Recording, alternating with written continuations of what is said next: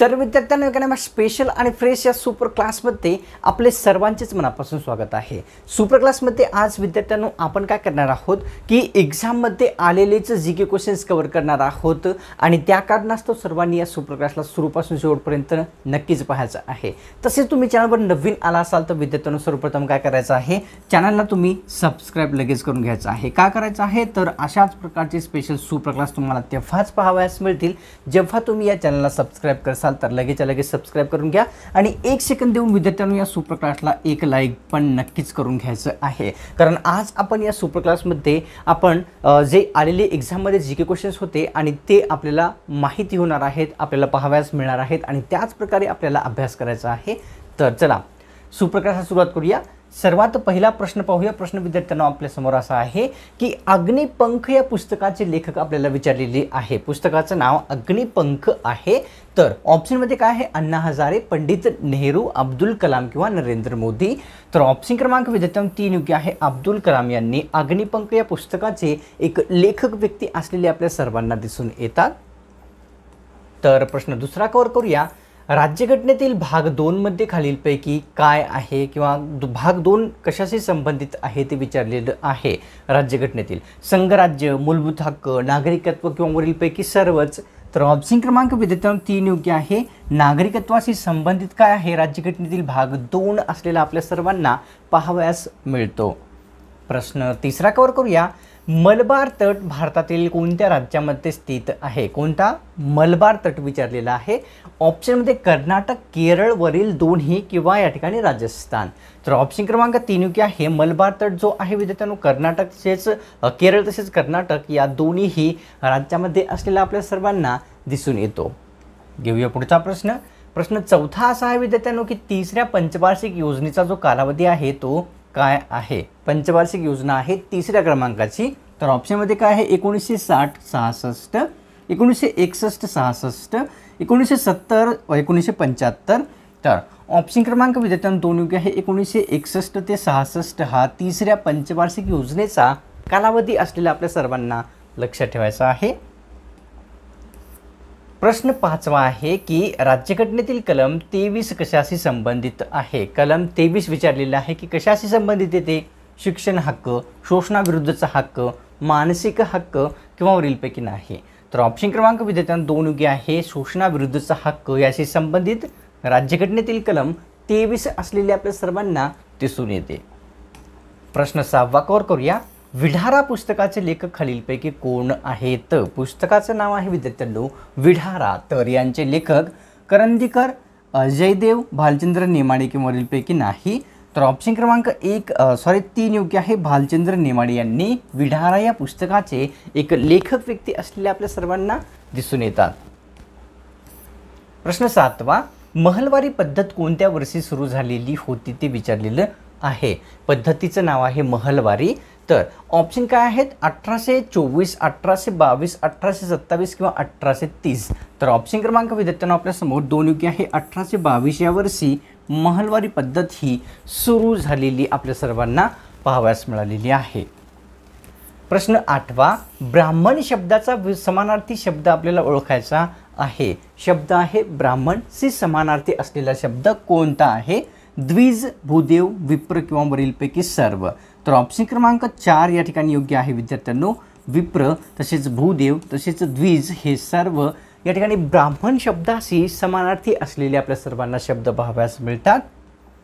प्रश्न 9वा दिसून येतो की अलीवर्दी खान यांचा जो मृत्यू आहे खालीलपैकी कोणत्या वर्षी झालेला होता? अलीवर्दी खान यांचा मृत्यू विचारलेला आहे।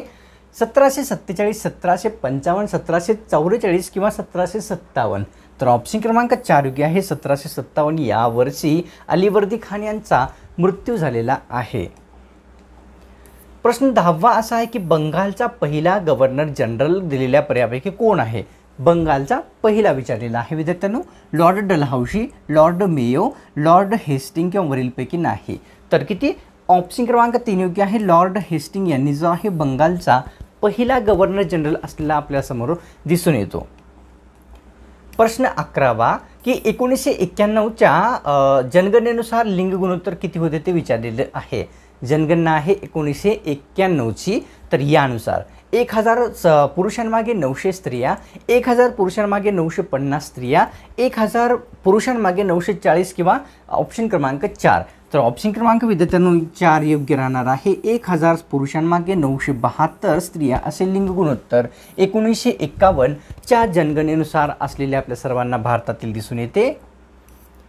प्रश्न 12वा असा आहे की मूलभूत कर्तव्यांमध्ये बदल करता येते का? आपल्याला या ठिकाणी विचारलेलं आहे मूलभूत कर्तव्यामध्ये बदल. तर होय, नाही, सांगता येत नाही. तर ऑप्शन क्रमांक 1 योग्य आहे. मूलभूत कर्तव्यामध्ये बदल करता येते का? तर उत्तर आहे होय. तर कवर करूया पुढचा प्रश्न. प्रश्न 13वा असा आहे जेव्हा माणूस जागा होतो या पुस्तकाचे लेखक कोण आहेत ते विचारलेलं आहे. जेव्हा माणूस जागा होतो. तर इरावती कर्वे, नरेंद्र दाभोळकर, विश्वास पाटील किंवा गोदावरी परुळेकर. तर ऑप्शन क्रमांक 4 योग्य आहे. गोदावरी परुळेकर यांनी जे आहे जेव्हा माणूस जागा होतो या प्रसिद्ध पुस्तकाच्या महिला व्यक्ती एक लेखक राहिलेल्या आहेत. प्रश्न 14वा पहिले इंग्रज मराठा युद्ध कोणत्या वर्षी झालेले होते? कितवे पहिले विचारलेले आहे. 1777 ते 82, 1775 ते 82, 1780 ते 85 किंवा 1770 ते 75.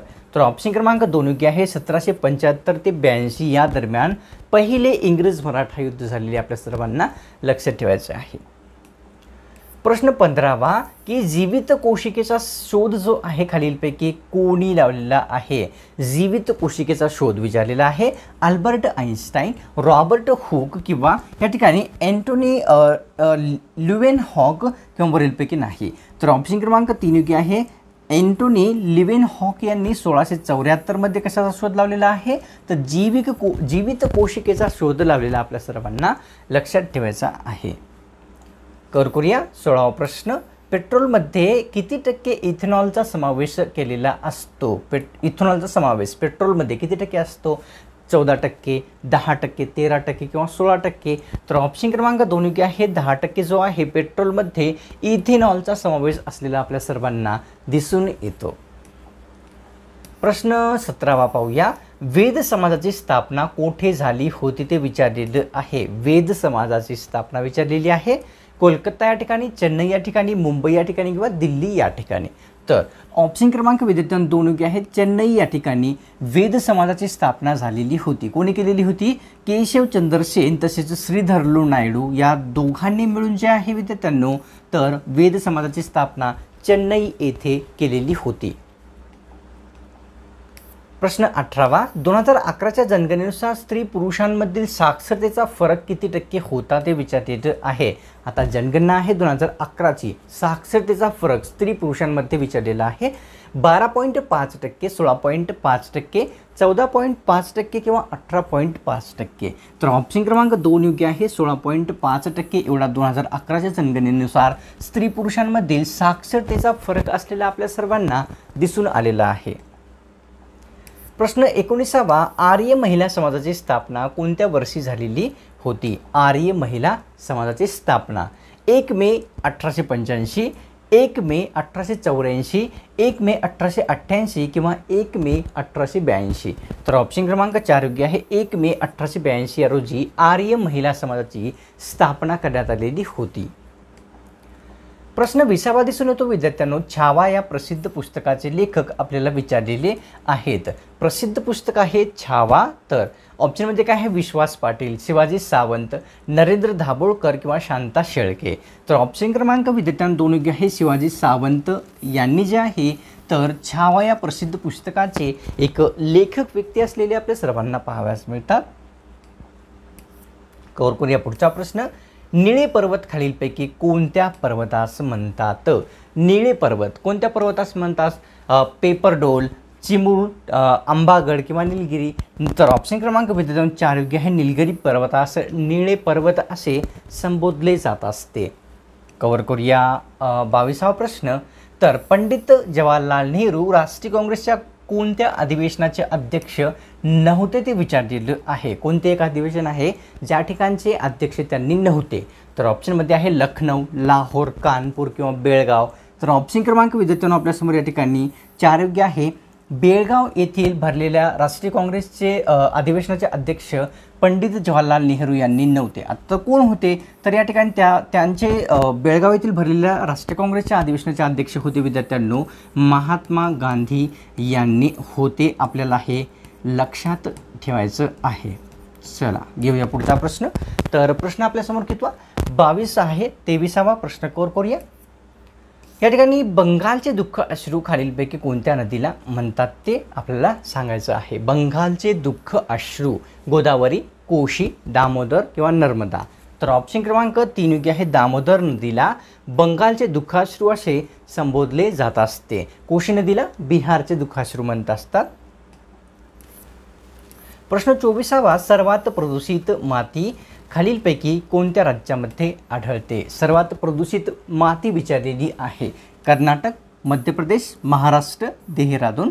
तर ऑप्शन क्रमांक विद्यार्थ्यांनो आपल्यासमोर या ठिकाणी 3 योग्य आहे. महाराष्ट्र राज्यामध्ये भारतामध्ये सर्वात जास्त प्रदूषित माती असलेली दिसून येते. प्रश्न 25वा खालीलपैकी कोणते ठिकाण ऊर्जा निर्मिती केंद्र नसलेले आहे. कोणता पर्याय आहे जो की ऊर्जा निर्मिती केंद्र नसलेला या ठिकाणी दाखवण्यात आलेला आहे. ऑप्शनमध्ये आहे अंबरनाथ, उरण, परळी किंवा या ठिकाणी खापरखेडा.